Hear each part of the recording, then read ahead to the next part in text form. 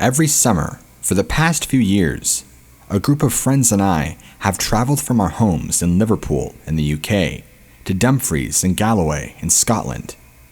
Dumfries in Galloway is home to the largest continuous forest in the whole United Kingdom, Galloway Forest Park. It's about as wild as it gets for the UK, with some parts of the woods being so dense and overgrown that it's clear nobody has stepped foot in them for hundreds, possibly thousands of years. Our yearly visits brought us peace, clarity, and a respect for nature. But last year's trip ended in one of the most horrifying and distressing incidents of my entire life. One that completely changed the way I see the world and the way I consider the human mind. Year in, year out, we'd take an overnight coach up across the border, then hike out to a place called Loch Aber. The loch is a private fishing lake, supposedly reserved for members of a local fishing club who ensure that the waters are chock full of fish for them to catch, which makes it oh so easy for us to pull a quick in and out raid to catch enough of a small fish for our dinner. I'm serious. 45 minutes and we're golden, and take it from any fisherman. That is lightning speed for a half-decent catch. But last year, we decided we were tired of the same old digs and set our gazes further afield. A map told us that there was a similarly deep loch about 30 miles east known as Loch D. We figured it would be a perfect fishing spot, and we were right. Sure, it wasn't a quick fire as the private members' lake, but it came with considerably less guilt. Everything was perfect. That was until the second night, when in the middle of a campfire drinking session, one of my buddies jumped out of his seat and recoiled from the fire. "Who is that?" he asked, sort of calmly at first, nothing more than cautious confusion. "Who's who?" Someone replies lazily. "Someone moving through the trees back there." He was pointing into the trees directly behind my back. I actually gave a hoot of sarcastic laughter at first, thinking he was just trying to scare us. But the moment it became obvious that he was not messing around, a jolt of fear went through me, and I too leapt out of my seat, spun around, and shined my torch into the darkness. You could feel the tension among us rising as we desperately looked around for who might be talking about. Torch beams darted across the trees, inspecting every trunk or thicket of bushes, but there was nothing. No sign of the person my friend had seen. "Hello?" someone called out, immediately shushed by the rest of us. No one wanted to give away our position, but at the same time, we needed to know if there was anybody out there watching us. But again, nothing. Just silence. "I think you've had a bit too much to drink, mate," I remember saying to the guy who's supposedly seen a figure walking through the trees. "I'm fine. I've barely touched the bells I brought. I swear to God, I just saw somebody just then." "Like who?" somebody asked. "Man? Woman? Young? Old? What?" I don't know," he replied shakily. "But they were big. Really big. Only big thing around here is your bloody imagination. Now go and get your head down. It's been a long day." And it had, thanks to the overnight coach. Nobody really sleeps on the journey up to Scotland. I mean, they close their eyes, put some chill music through their earphones, but they never really sleep. So everyone ends up being pretty wrecked by the end of the first night. The next morning, we felt even worse. The first night after such a long journey is usually one where we sleep like the dead, but not that night. None of us could quite relax, not with the possibility of having somebody stalking us in the backs of our minds. Thank God we were planning on to fish that day, as we really were not in the mood for anything else, given how bloody exhausted we were. After breakfast, we marched down to the loch with our fishing gear. It's a gorgeous area, a crisp blue lake ringed by hills. It's not unusual to get some really nice sunny days up in Scotland too, especially during the summer. But that day, the sky was this horrible grimy gray, like the sun had barely risen at all. I was tired, half soaked from the drizzle, barely even excited to be fishing for my dinner. I actually hoped for something exciting to happen, and for my sins, my wish came true. "Look," one of us had shouted. "Over there, other side of the lock. Can you see that thing?" It was the same lad that seen somebody or something walking through the trees. Where? We were terrified. One sighting could have been his eyes playing tricks on him. Another couldn't possibly be a mistake. "There," he said, pointing. "Just on the other side. It came out of the trees for a moment, then disappeared again. Please tell me you saw that." "Mate, just calm down. It's probably just..." "I know what I saw, and we need to get out of these bloody woods right now," he said, grabbing up his fishing gear in panic. I remember him rushing off back to camp, one of the lads following him, still trying to calm him down. But it was impossible. He was manic, scared half to death by whatever had briefly emerged from the woods on the other side of the lock. I asked the other boys if they'd seen anything.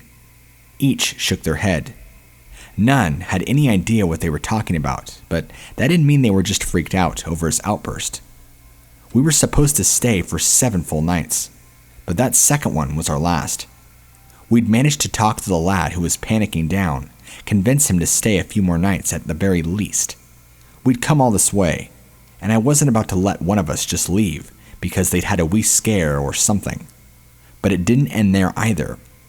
In the middle of the night, the lad that had been seeing something burst out of his tent, waking each of us up before asking, "Can you hear that?" There was silence. Dead silence. I mean, I strained my ears trying to hear what had shook him so bad. But I heard nothing. Just the rustling of a few sleeping bags as confused blokes sat up awake. He was scratching his own ears, gritting his teeth, rocking back and forth in the dirt as the sounds seemed to completely overwhelm him. That's the exact moment I realized. I think the same moment everyone else picked up on it too. That there was no noise. There was no monster. It was all in his head. He was experiencing a psychotic break, and it was all in his head.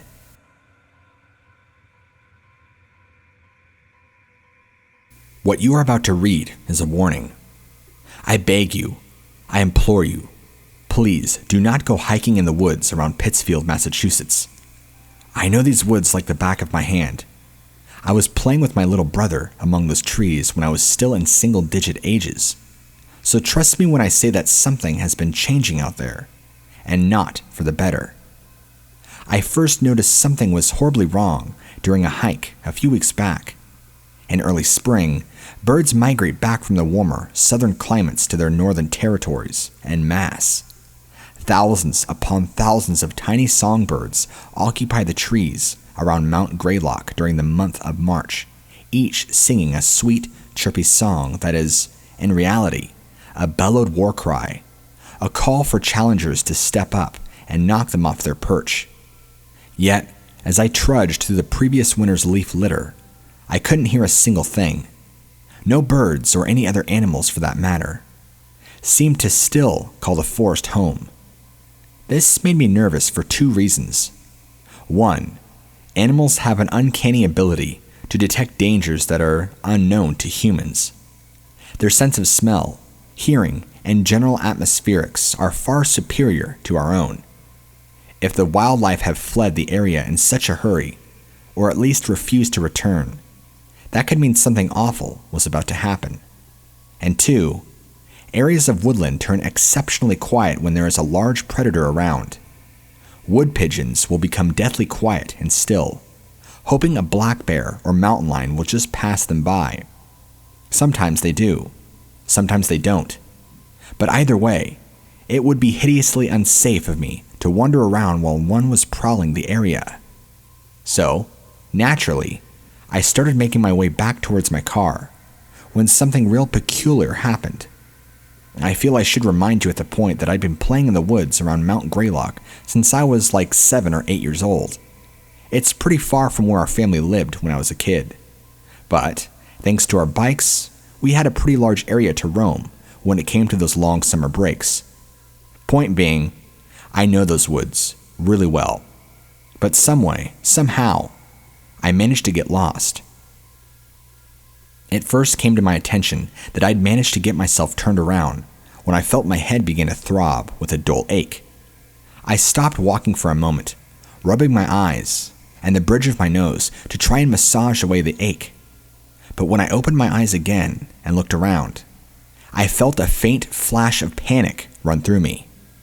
I did not recognize my surroundings, and I cannot understand how jarring that was for me, to be somewhere I'd been visiting all my life, only for it to feel utterly foreign to me. I actually had to take a moment to take out my compass, just try to get a bearing of where I was headed. But to my surprise, the compass needle kept slowly moving around. Even when I got it to sit still on a supposed bearing, it slowly began creeping around again. Now, this was much less of a problem than it might appear. Sure, it was unnerving, but there was a ways around faulty compass. Like, for one, moss mostly grows on the north side of a tree, the side that gets the most sunlight, so that provided an easy way of determining which way was north. At least it usually would. Because as I inspected various tree trunks, I realized the sun was hanging in the southern portion of the sky. That, or the moss in this area, grew mostly on the south section of the tree trunks. I get that it's not entirely out of the question, but that was yet another detail that just seemed to fry my brain. Nothing made sense, and the less it did, the more the feeling of pure panic began to bubble up in my chest. But to panic in that situation, in any kind of situation, is to welcome defeat, degradation, and death.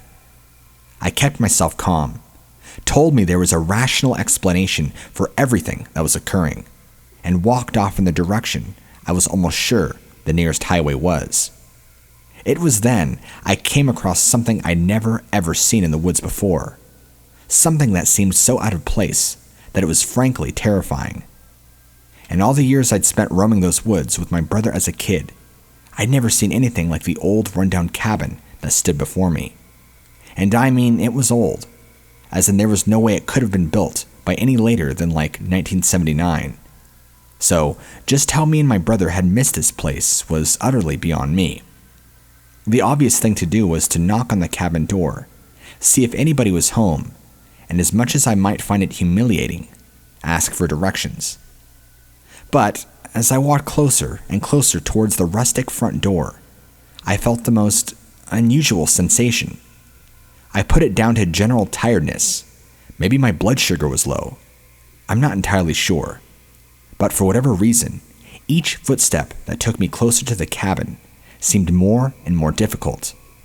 By the time I was actually bringing a closed fist up to knock on that old wooden door, it felt like something was physically repelling me from it, whispering directly into my brain. Leave this place and never return. Don't look back. Never look back. When I finally knocked, the door creaked open slightly, revealing the dilapidation behind it. Whatever bolts or locks that were on the door had long since been worn away, and the inside was just as run down and rotten as the outside was. It was evidently abandoned, but there was a curious order to the furniture that led me to believe that every so often, the cabin did eventually receive some visitors, aside from me. But something in the corner of the cabin drew my attention. Drew my attention. What I'm about to describe or attempt to describe is, quite frankly, indescribable. I know it was a wooden idol of some kind. A small statue sat atop of a stone altar. But, and I appreciate this is intensely confusing to read, I could not make sense of what I was looking at. It was like my brain was completely incapable of computing the information my eyes were feeding it. And with that, my headache returned, along with a kind of anxiety so crushing that I felt like I was going to have a panic attack. Don't ask me how I know, but that wooded idol, a mess of twigs and vines and moss, was a representation of pure, unfiltered evil. I ran from it. I'm not in the least bit ashamed to admit that. I ran like a scared child from that cabin and into the night. You read that right. When I walked into the cabin, it was still daylight. I couldn't have been there for more than a couple of minutes, at least that's what it felt like. Only when I burst through the wooden door, it was pitch black outside. I ran until I found the highway, ran until I found my car, and drove like a madman until I was safely back home. I haven't been able to bring myself to talk about what happened to me that day, until now. I tried to tell a hunting buddy of mine once, but the words just wouldn't seem to come out. But please, if you're reading this, heed my warning, and do not go hiking in the woods around Pittsfield, Massachusetts. The scariest story I've ever heard was told to me by my grandfather. He was a soldier during the Second World War, enlisting on the day he had turned 18, March 3rd, 1944. The timing meant he missed the D-Day landings, as well as all the other horrors associated with it. But he arrived on the Western Front, just in time to take part in something arguably much worse, the invasion of the German homeland.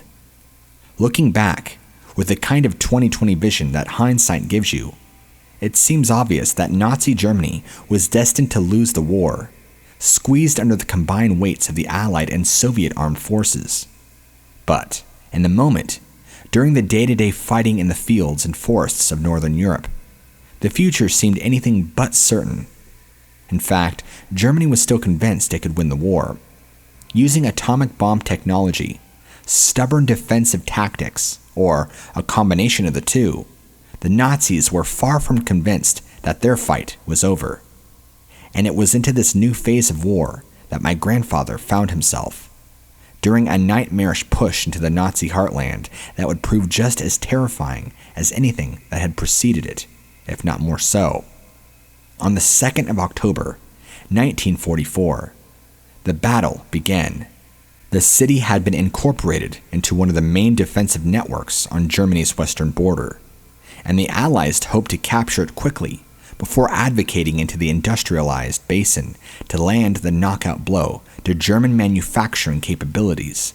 However, a few miles south of the city lay a place known as the Hurtgen Forest. It was here that over 80,000 German soldiers were based, and the U.S. Army task force set into the woods intended to pin them down and prevent them from reinforcing the city. It's there that my grandfather's story occurs, so, without further ado, this is what happened to him. He and his platoon had been tasked with a routine patrol through the woods, probing for the German defensive line on which they could call in artillery and air support. It has been a quiet morning, but that calm was shattered when a distant rifle shot sent one of his platoon mates crashing into the dirt. The soldiers tried to find what little cover they could, but it took a few minutes before they could work out just which angle the shots were coming from. And in that time, 3 or 4 other Americans fell to that German sniper's bullets. A few men tried to tactfully withdraw under covering fire from their fellow soldiers.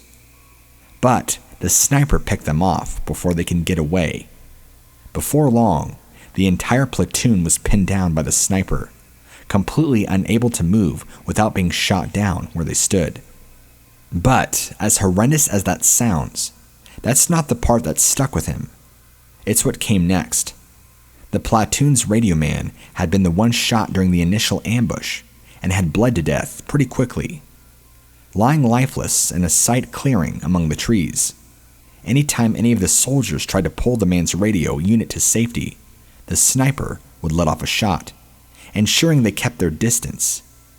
One brave soul actually managed to get a hand on the radio, but through obscene skill, or just plain luck, the sniper managed to put a bullet through the upper section of the palm, basically blowing out his finger ligaments and rendering his hand useless. To their absolute horror, there was no way for any of them to call in artillery or air support. Effectively, more than 20 men were completely at the mercy of a one German sniper.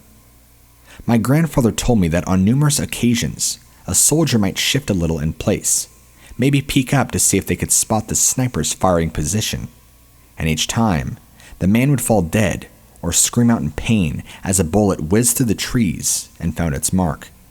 And each time the sniper fired and cut down another American in cold blood, he would laugh.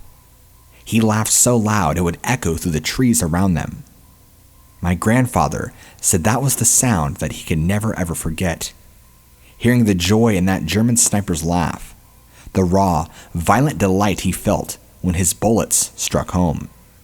Sometimes he would shout something, a phrase my grandfather could not understand, but had translated later on.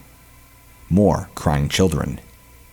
That sniper had my grandfather's platoon pinned down for about 6 full hours, but to him, it felt like days.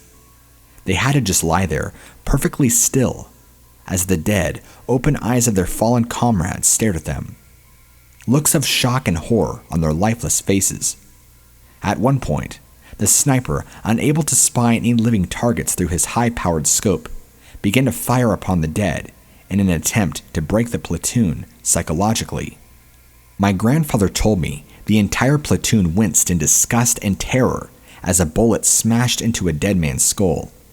He had bled out, leaning up against a tree, and was evidently still well within the sniper's sights.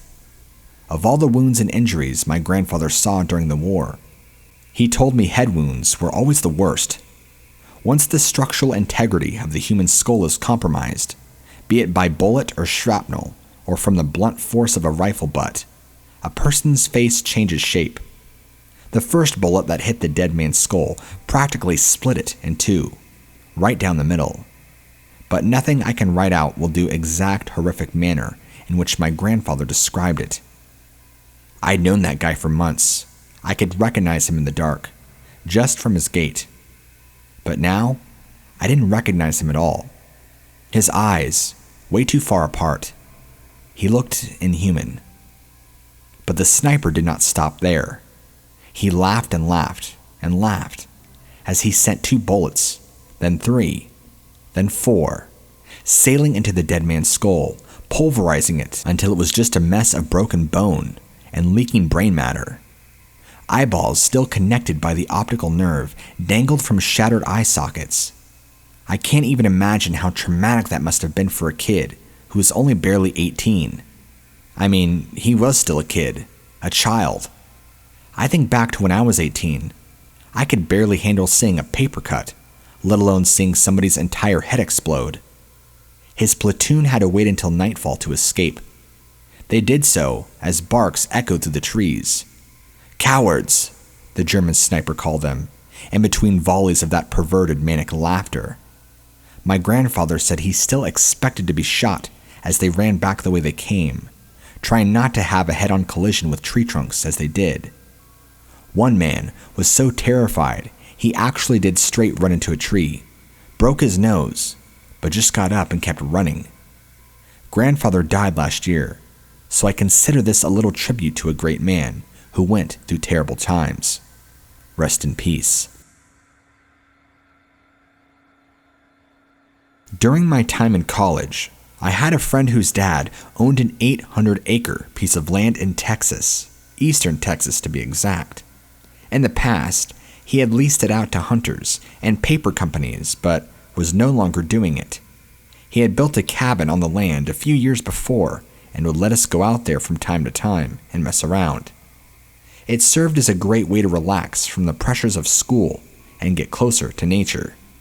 The spring break of 1997, we loaded up our trucks and headed for the cabin. Our plans were to shoot guns, drink, and other things rednecks like us to do in the woods. Our first morning kept us busy, cleaning the cabin and moving all of our stuff inside. Around dinner time, we made a big fire outside and cooked a bunch of steaks and fried potatoes. We skipped dessert and broke open some beers.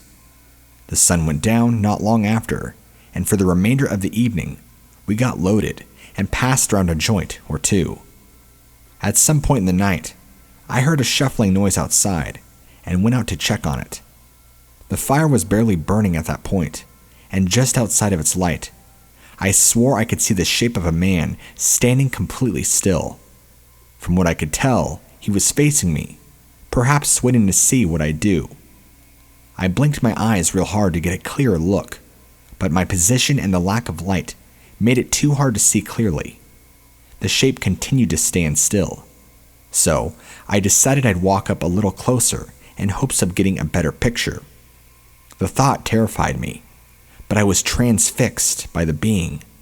Or perhaps I was still too intoxicated to make a wise decision. I took 2 steps forward, but was distracted by a voice behind me. My friend had woken up and noticed the door was wide open. So he got out of bed and saw me walking around the fire. His voice caused me to jump a little, but I soon realized who was speaking. I asked him if he saw the figure on the other side of the fire pit. He just laughed at me and said I must be stoned. I was seeing things. We laughed it off and returned to bed. On my way, I turned back to take one more look, but the shape was no longer there. I chuckled to myself and went back to sleep. The next morning, I wrote the whole experience off as the result of too much fun and went on with my day. We spent the first half of it fishing at the big pond. Post-lunch was shooting guns and one guy's compound bow that he had just bought. The beers and smoke were broke out after dinner. A game of poker was attempted but soon canceled in favor of another evening telling lies around the fire. On one of my many trips to relieve myself that night, I was spooked by the sound of a stick breaking close by, and noped it back to the fire. The look of fear on my face made the other guys laugh their butts off.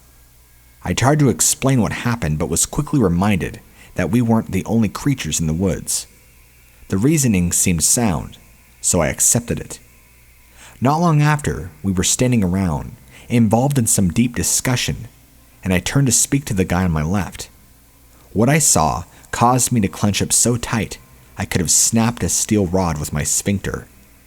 Standing within a few steps behind my friend was another man I did not recognize. It was like he appeared out of nowhere. What made it creepier was that he was staring intently at the back of his head, almost like he was trying to bore through it with his eyes. I remained frozen stiff. The longer I looked at him, I realized he was the same being I saw lingering outside the light of the fire the night before. He was average height with a long, unkempt beard. My friend continued rambling about whatever, unaware of his shadow. After several long seconds, the stranger turned to me with a blank expression and walked away. This was when my friend finally noticed my horrified look.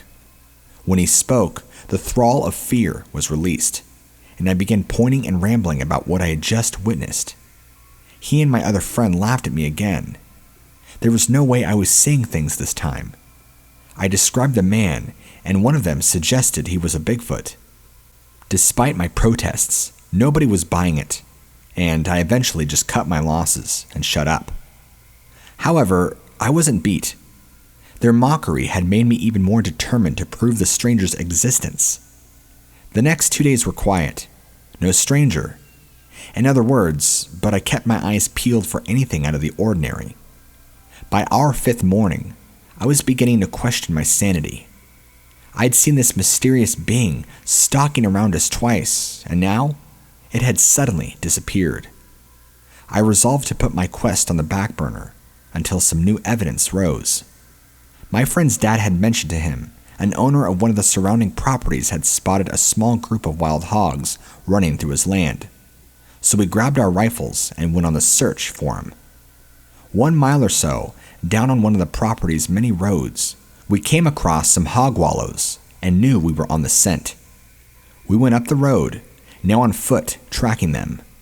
Another mile on, we stumbled upon 3 large hogs rooting up the ground and prepared to make bacon. 2 of us chambered around as quiet as possible on our rifles and took aim. I was less than a second from saying 3 and pulling the trigger when the loud crack of another rifle filled the air, followed closely by a burst of wood and bark above my friend's head. It took a moment for it to register. We were being shot at. A few seconds later, another crack and strike. This time even closer. We weren't going to wait for a third. The friend who appeared to be the target led us down a side trail that led back to the cabin. No more shots followed as we fled. However, instead of finding safety at the camp, the shots began again. Seeing no other option, we hopped into my truck and hauled out of there. This was a time just before the commodity and commonality of cell phones, so we had to drive the 20 miles to town to get help. After we explained the situation, we returned to the property a few hours later with some deputies. We approached slowly and remained in the cars when we parked. We waited to see if the shots would start again, but nothing. A cursory look around counted 3 holes in the cabin and another 2 in my buddy's windshield. Perhaps the worst part was that all of our camping stuff, sleeping bags, and such were spread out all over the ground. Luckily, we'd smoked all the weed the night before.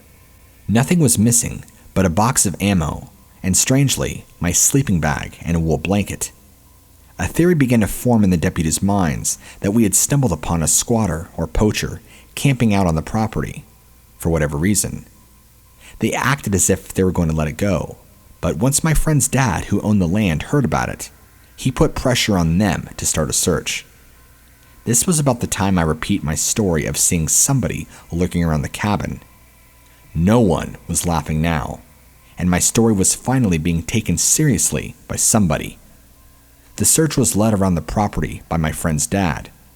School had already begun again by this time it took place.